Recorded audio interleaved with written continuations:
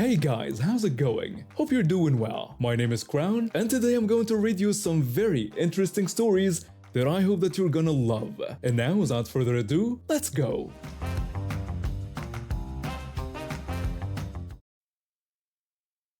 I've always been the type of person who believes in fair treatment, not asking for special privileges, just what I'm owed. This quality has gotten me through some tough spots in life, particularly during my recent move to a new city. After years of living with 3 roommates in a cramped apartment downtown, I finally saved enough for my own place. Nothing fancy, just a modest 1-bedroom apartment in a decent neighborhood with reasonable rent. The building was older but well maintained, with about 39 units spread across 3 connected buildings. Most of my neighbors were working professionals or small families. Moving is stressful enough, packing your entire life into boxes, renting a truck, bribing friends with pizza to help carry your furniture. The last thing you need is utility companies making your life harder. But that's exactly what happened with my gas service. I had methodically set up all my utilities before moving in. Electricity? Check. Internet? Check. Water? Already included in the rent. Gas was the final piece of the puzzle. I called the only gas company that serviced my area, paid the deposit, which wasn't cheap, and scheduled an appointment for a technician to come connect the service on Tuesday at 10 o'clock a.m.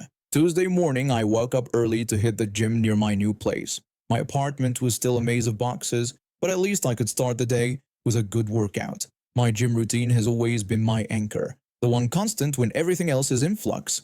At 9:30 a.m. as I was finishing my workout, my phone rang. Unknown number. Usually I'd let it go to voicemail, but since I was expecting service calls that week, I answered. The representative introduced herself as someone from National Gas Company calling about my service connection. When I asked if the technician was on the way, she told me that he was sick and couldn't make it to my appointment. I paused, toweling the sweat off my face. This was inconvenient, but people get sick. I understood that. I asked if they could send someone else, but she flatly stated it was impossible because they had no one else available that day. When I pointed out they were canceling just 30 minutes before the appointment and that I had taken time off work for this, she sighed audibly and asked if I'd never been sick before. She said these things happen and we needed to reschedule. Her tone had shifted from professional to condescending, and it irked me. I explained that I wasn't upset about the technician being sick, but rather that they didn't have a backup plan. She simply told me to free another day in my schedule because today would be impossible. The conversation ended with her telling me the earliest they could reschedule was next week. Next week, that meant 7 days of cold showers and no cooking. After hanging up, I sat on a bench at the gym fuming. It wasn't just the inconvenience, it was the representative's dismissive attitude. I decided to do some research on my rights as a customer. I pulled out my phone and started searching for laws in my country about utility companies and appointment cancellations. After about 15 minutes of searching, I found exactly what I needed. A consumer protection law stating that utility companies must compensate customers if they cancel appointments with less than 24 hours notice without providing an alternative same-day appointment. The compensation amount? The equivalent of $200. Armed with this new information, I called the gas company again.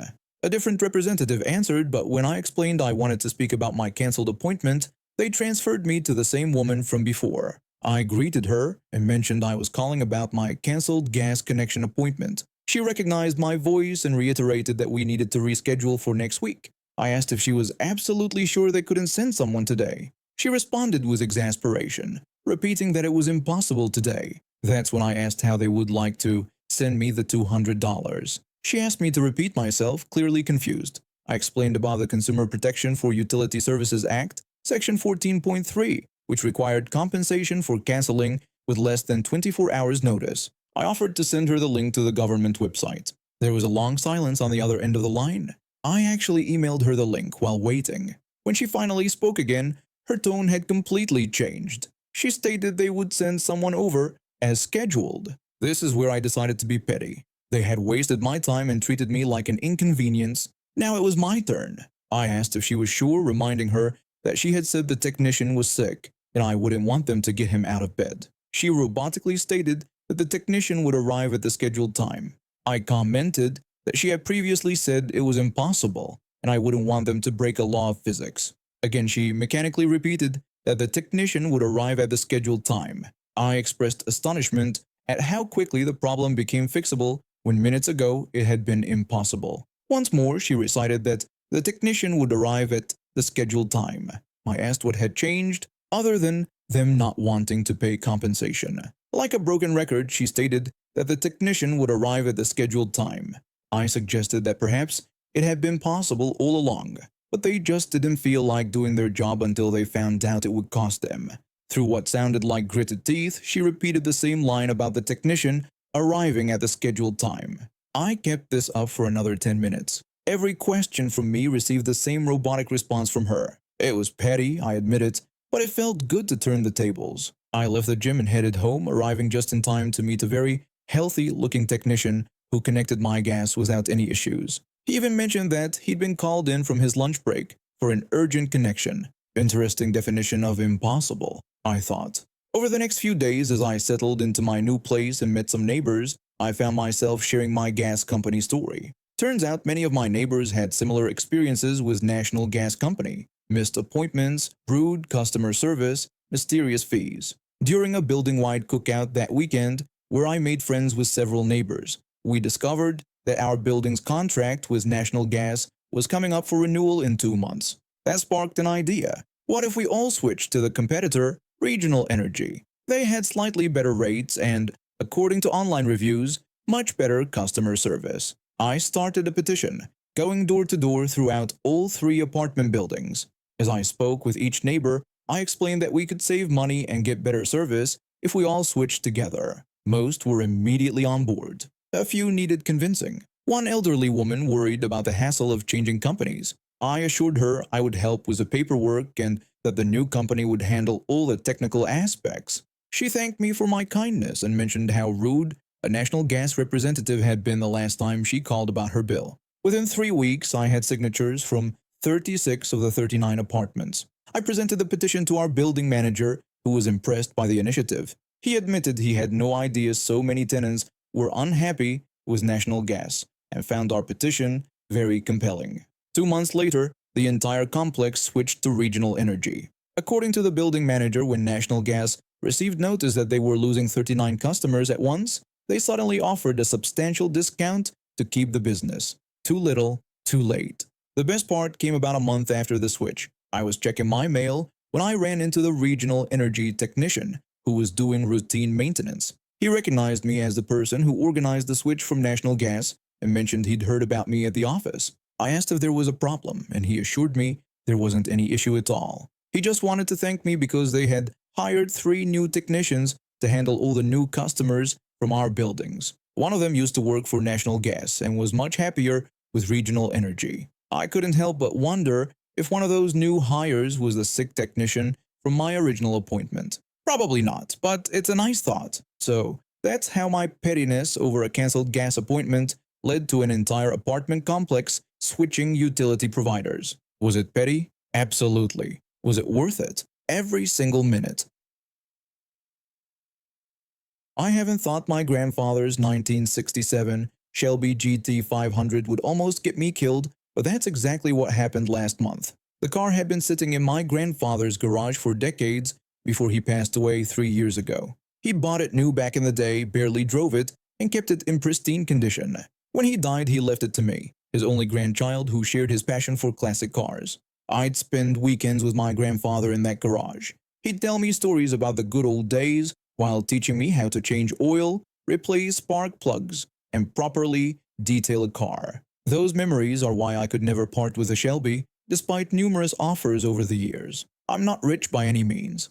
I work as an accountant at a small firm, live in a modest apartment, and drive a regular sedan for my daily commute. The Shelby only comes out on perfect weather weekends and special occasions. I keep it in a storage unit across town, which costs me a pretty penny each month, but it's worth every cent to preserve my grandfather's legacy. That Saturday started like any other perfect spring day. The forecast showed clear skies and mild temperatures, ideal conditions for taking the Shelby out. I drove to a cars and coffee meetup in the morning where the car always drew admiration from genuine enthusiasts. Afterward, I decided to stop by the grocery store to pick up a few things before heading home. I parked in the far corner of the lot, taking up 2 spaces, something I normally hate when others do, but with a car this valuable and irreplaceable, I make an exception. I made sure to park where there were security cameras, a habit I developed to protect my grandfather's pride and joy. I was inside the store for maybe 20 minutes. That's all it took for things to go completely sideways. When I was checking out, my phone buzzed with a notification from my car's security system. Someone was near my car. I quickly paid and hurried outside, shopping bags in hand. That's when I saw her, sunglasses pushed back on her head, phone in one hand, walking around my car taking photos. She was dressed expensively but tastefully, in that way that screams, "I have money and I want you to know it." I approached and asked if I could help her with something. She looked up, not at all embarrassed about being caught examining someone else's property. Instead, she smiled widely as if we were old friends. She excitedly told me the car was perfect and explained that she'd been looking for one to complete her collection. She bragged about having quite a following on Instagram and claimed to be something of a luxury car collector. She showed me her phone with an Instagram page full of photos of her posing next to various expensive cars. I noticed the username had luxury and car queen in it. I thanked her for her interest but stated the car wasn't for sale. Her smile faltered slightly as she insisted that everything has a price. She offered $60,000, claiming this was very generous considering the current market. I nearly choked, knowing the car was worth well over $200,000, not to mention its enormous sentimental value. I apologized again and repeated that it wasn't for sale at any price, explaining it had belonged to my grandfather. Her face changed completely, her friendly demeanor vanishing instantly. She demanded to know if I realized who she was, boasting about her 100,000 followers. She claimed that featuring the car on her page would actually increase its value, and that she was doing me a favor by offering anything at all for what she dismissively called this old thing. I told her I appreciated her interest but needed to leave. I tried moving toward my car, but she stepped in front of me. She accused me of being difficult and declared that she deserved the car more than I did. She looked me up and down, suggesting I probably couldn't even afford to maintain it properly. She emphasized that she had a collection and this would be the centerpiece. Her voice grew louder, attracting attention from nearby shoppers. I remained calm, not wanting to escalate the situation. I told her the conversation was over and asked her to step aside so I could leave. She threatened that I was making a huge mistake, claiming to know important people. I sarcastically congratulated her on her connections and again asked her to move. I finally managed to get around her and put my groceries in the passenger seat. I could see her in my peripheral vision, furiously typing on her phone, probably complaining to her followers about the injustice of not getting what she wanted, I thought. I decided to go back into the store briefly to grab a bottle of water, as the confrontation had left me feeling uneasy. It was a decision that probably saved my life but nearly cost me my grandfather's car. I was only inside for maybe 3 minutes. When I came back out, I heard it before I saw it. The unmistakable sound of gunshots. People were screaming and running across the parking lot. And there she was, standing next to my car, a rifle in her hands, methodically firing at the Shelby's bodywork. I ducked behind another car, heart pounding, and called 911.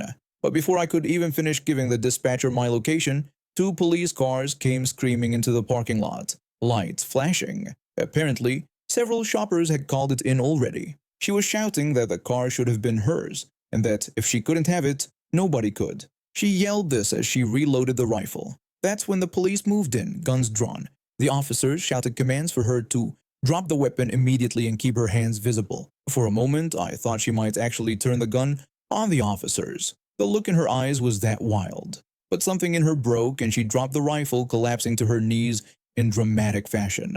She asked the officers if they knew who she was and protested that they couldn't arrest her, claiming her followers would be outraged. The officers didn't seem impressed by her social media status as they handcuffed her and put her in the back of a patrol car. One of them approached me as I emerged from my hiding place. The officer asked if I owned the vehicle. I confirmed it was mine and explained in a shaky voice that I had just gone back into the store for a minute. I told him how she had wanted to buy my car, became angry when I refused, and then this happened. The officer told me I was lucky I hadn't been in the car. He explained that witnesses had seen her pull the rifle from her trunk after I went inside. He told me they would need a statement. I nodded, still in shock, and looked over at my grandfather's car. The Shelby was riddled with bullet holes, at least 20 of them across the hood, doors, and fenders. The windows were shattered and 2 tires were flat. It was devastating to see. When I gave my statement, I learned that the woman had been on the police radar already. She didn't actually own the luxury cars she posed with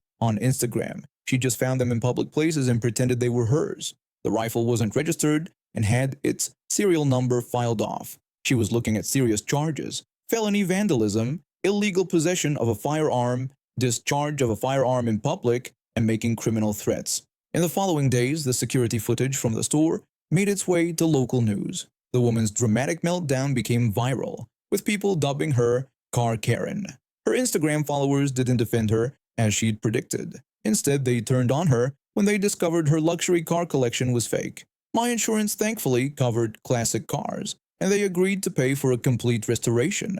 It would take months and would never be quite the same, but most of the damage could be repaired. 3 months later, I attended her court hearing. She didn't look so glamorous in her orange jumpsuit. When the judge handed down a 5-year sentence, she broke down crying, still not understanding how her needs didn't trump everyone else's rights. As for me, the restoration is nearly complete. The body shop found a specialist who could repair the vintage metal without replacing too many panels. My grandfather's car will drive again soon, and I've installed a much more comprehensive security system, just in case there are any other entitled collectors out there who think they deserve my property more than I do. Sometimes I think about how differently things could have gone if I hadn't decided to go back for that bottle of water. But mostly, I'm just grateful that the only casualty that day was some metal and glass, things that, unlike lives, can be repaired. My grandfather used to say that his car would outlive us all. I attended Westlake High, one of those schools with rules for everything. The administration was strict about our mandatory after-school study period. If you wanted to skip it, you needed written permission from both a parent and the principal. No exceptions. Most teachers were reasonable about this system, but not all of them, as I was about to find out. My story begins with an aching molar. For weeks I've been putting off going to the dentist because I didn't want to miss classes, but the pain had become unbearable. My mom finally scheduled an appointment for 4:30 p.m. on a Tuesday, which meant I would have to miss the mandatory study period that ran from 3:30 to 5 p.m. The night before my appointment, my mom wrote the required note explaining my absence. The next morning I arrived at school early to get the principal's signature. Principal Harris read the note, asked about my toothache, and signed it without any issues. All I had to do now was show the completed note to the study period supervisor before leaving. That one day, as luck would have it, our regular study supervisor was out sick. In her place was a substitute, a new teacher who had only joined our school staff 2 weeks prior. She was young, probably fresh out of college, with a stiff posture and a perpetual frown that seemed to say, "I dare you to challenge my authority." When the final bell rang, signaling the end of regular classes, I gathered my books and headed to the study hall. The room was already filling up with students, chatting quietly as they found their seats. I approached the teacher's desk, where the new teacher was arranging papers with meticulous precision. I politely excused myself and told her I had a note for permission to leave early that day for a dentist appointment. I placed my mother's note, complete with the principal's signature, on her desk. She picked it up, her eyes scanning the paper with obvious skepticism. After a moment, she looked up at me with what I can only describe as a smug smile. The substitute teacher pointed out that the note was from my mother, stating it as if that was somehow a problem. I quickly explained that it also had Principal Harris's signature, which was all I needed according to school policy. She adjusted her glasses and leaned back in her chair, a look of superiority washing over her face. She then told me with an air of condescension that my mother's note wasn't sufficient, and that she would need consent from my father as well. The request caught me completely off guard. In 3 years at this school, I had never once been asked for a note from my father. My mother was my primary guardian, and the one who always handled school matters. I questioned her statement, explaining that getting both parents' signatures wasn't a school rule, and that I only needed one parent's signature plus the principal's approval. She responded smugly that while that might have been how things were done before, she preferred to have consent from both parents, claiming it was more comprehensive. I could feel the eyes of several classmates now on us, and my face began to heat up with a mixture of embarrassment and frustration. I tried reasoning with her again, pointing out that this requirement had never existed before, and that my mom always signed my school forms, adding that Principal Harris had already approved this note. The substitute teacher spoke to me in a condescending tone, as if explaining something very simple to a very young child. She said she understood my confusion, but insisted she had certain standards that she upheld in her classroom, emphasizing that both parents should be involved in these decisions. I took a deep breath, trying to maintain my composure, and told her plainly that I couldn't get my father's signature. She immediately questioned why, speculating that perhaps he was out of town or working late. She suggested I could bring his signature tomorrow, but insisted that today I would have to stay for study period. There was an unmistakable glint of satisfaction in her eyes, like she was enjoying exerting this arbitrary power over me. Several students were now openly watching our exchange, and I could hear whispers starting to circulate. I hesitated for a moment. I rarely talked about my personal life at school, but this woman was forcing my hand. She was looking at me with such smug confidence that something inside me snapped. I suggested in a deadpan voice that we could go to the cemetery to ask my father for his signature. The classroom fell silent. The substitute teacher's smug expression instantly melted away, replaced by wide-eyed shock. Her mouth opened slightly, but she seemed at a loss for words. She stammered that she didn't understand what I meant. I explained, my voice steady, that my father had passed away when I was 9 years old and was buried at Pine Hill Cemetery. I added sarcastically that, unless she had a Ouija board handy, I didn't think we'd be getting his signature today. Her face turned red. She looked around the room, suddenly aware of the audience of students who had witnessed her humiliation. She tried to defend herself, stammering that she had no way of knowing about my father. I pointed out that she had no way of knowing because it wasn't in my school records, which she should have checked before making up rules. I added that what was in my records was that my mother was my sole legal guardian, and her signature along with the principal's was all that was required by actual school policy. A couple of my classmates let out low whistles. Someone in the back of the room slow clapped, but quickly stopped when the teacher shot them a glare. The substitute teacher tried to regain control, telling me my response was inappropriate and claiming she was just trying to ensure proper procedures were followed. I responded that what was truly inappropriate was her making up rules to flex her authority and then putting a student in the position of having to disclose personal traumas to defend themselves against those made-up rules. By this point, my hands were shaking slightly, but I stood my ground. The teacher shuffled some papers on her desk, clearly trying to regain her composure and authority. She reluctantly conceded, saying she would allow it this time, but tried to imply there would be different expectations in the future. I cut her off, telling her that in the future she should stick to the school's actual policies instead of inventing her own. I then asked if I could leave, explaining that I didn't want to be late for my appointment. She nodded stiffly, handing back my note without meeting my eyes. As I left the classroom, I could hear the buzz of whispers behind me, but I didn't look back. My heart was pounding as I walked to my locker. I wasn't usually one to stand up to teachers like that, but something about her smug certainty that she could just make up rules on the spot had pushed me over the edge. The next day, I was called to the principal's office during third period. As I sat in the chair across from Principal Harris's desk, I worried that the substitute teacher had filed some kind of complaint against me. Principal Harris mentioned that he had heard about an incident with Ms. Wilson during the previous day's study period. I swallowed hard, preparing to defend myself. I acknowledged that there had been an issue and explained that she wouldn't accept the note he had signed because she claimed to need my father's signature too. Principal Harris nodded slowly, his expression unreadable. He asked me to explain how I had responded to that request. I told him exactly what had happened, not omitting anything.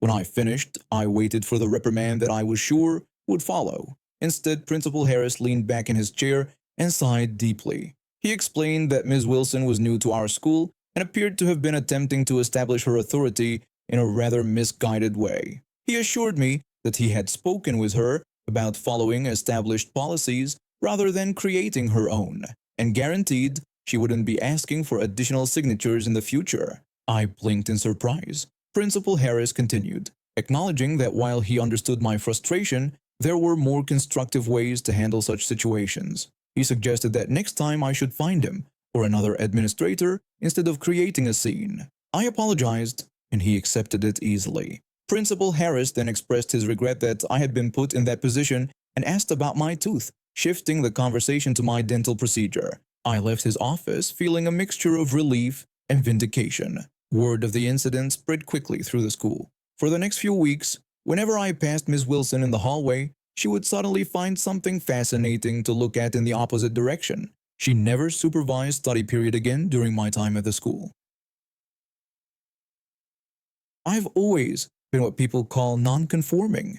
Not because I'm trying to make some bold statement or because I want attention. It's just who I am. I keep my hair in a pixie cut because it's practical. I don't wear makeup because I don't like how it feels on my skin. Dresses make me uncomfortable, and I've never seen the appeal of having my ears pierced. According to half the world, these choices automatically mean I must be gay. I've lost count of how many people have straight up told me I was a lesbian, as if they somehow knew my sexuality better than I did. My friends would joke that I was in a glass closet, and I'd play along, even playfully flirting back sometimes. People called me butch behind my back. Funny enough, I've gotten more romantic confessions from women than men throughout high school. For the record, I'm a straight woman. Not that it should matter to anyone but me and whoever I'm dating. My biological mother, though, she's convinced I'm one rainbow flag away from coming out, and she's not happy about it. She's made it clear that having a daughter who looks and acts like me wasn't part of her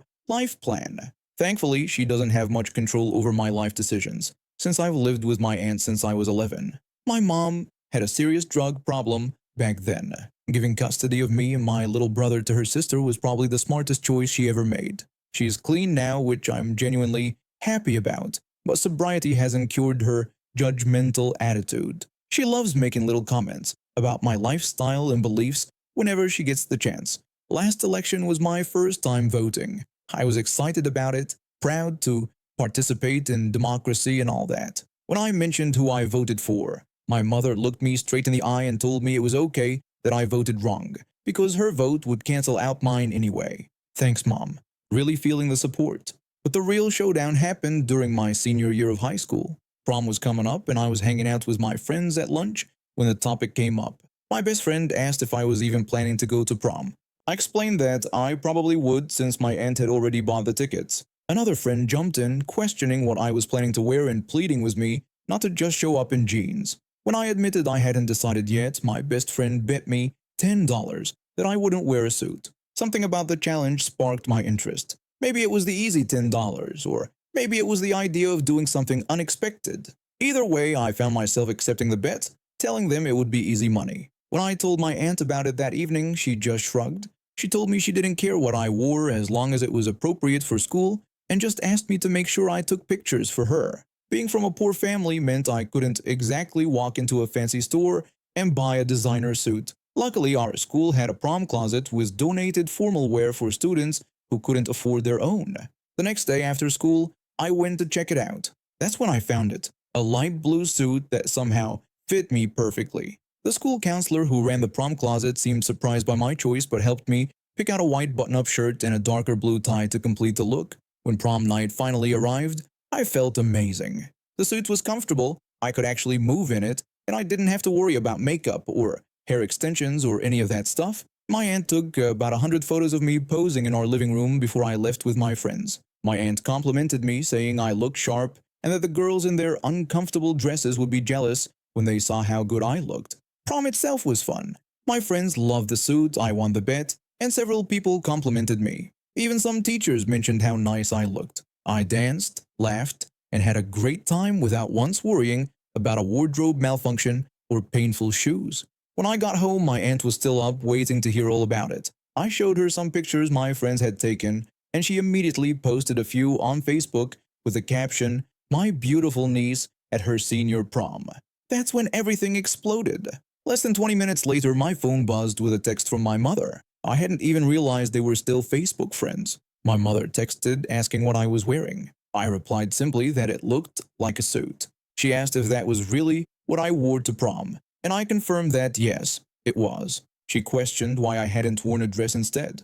I explained that I didn't want to wear a dress and had preferred to wear a suit. Then she stated her opinion that girls wear dresses and boys wear suits. I pointed out the flaw in her logic, noting that I was obviously a girl and was clearly wearing a suit. That's when she sent the message that hit me hardest. She apologized for not raising me right. That last text hit me like a punch to the gut. All the annoyance I've been feeling suddenly crystallized into anger. I shot back that she hadn't raised me at all but had let her sister do that for her. I immediately showed the text to my aunt, who shook her head and sighed. She advised that I should have just ignored my mother, saying she was only trying to get a reaction. I admitted that she had succeeded in getting one. My aunt reminded me that my mother had made the best decision she could by giving my brother and me to her, and that she'd had a hard life. I countered that we had all had hard lives, including my aunt, but that didn't give my mother the right to talk to me that way. My aunt acknowledged that I was right. I went to bed angry that night, but also feeling strangely free. I'd finally said what I've been thinking for years. The next morning, I had several more texts from my mother, ranging from guilt-tripping to outright accusations. My mother sent a series of texts, first claiming she saw how things were after everything she'd sacrificed for me, then accusing my aunt of turning me against her, followed by a comment about the gay agenda infecting my brain, and finally telling me to call her when I wanted to apologize. I didn't respond to any of them. Instead, I blocked her number. Some might say that was harsh, but I'd put up with years of her thinly veiled homophobia and judgment. All over a suit, a piece of fabric. It wasn't even about sexuality, I just wanted to be comfortable and look good at my prom. A few days later, my aunt sat me down at the kitchen table with a serious expression. My aunt told me that my mother had called her the night before and was very upset. I immediately declared that I wasn't going to apologize. My aunt surprised me by saying she wasn't asking me to. In fact, she revealed that she had told my mother that she owed me an apology instead. I looked up in surprise. My aunt admitted that she had been too forgiving of my mother's comments over the years. She explained that she had kept thinking my mother needed time to adjust after getting clean, that we should be patient with her. But she acknowledged that I was right. Having a hard life doesn't give anyone the right to make me feel bad about who I am. 2 weeks went by with no contact from my mother. Then, on graduation day, as I was lining up with my classmates in my cap and gown, I spotted her in the crowd next to my aunt.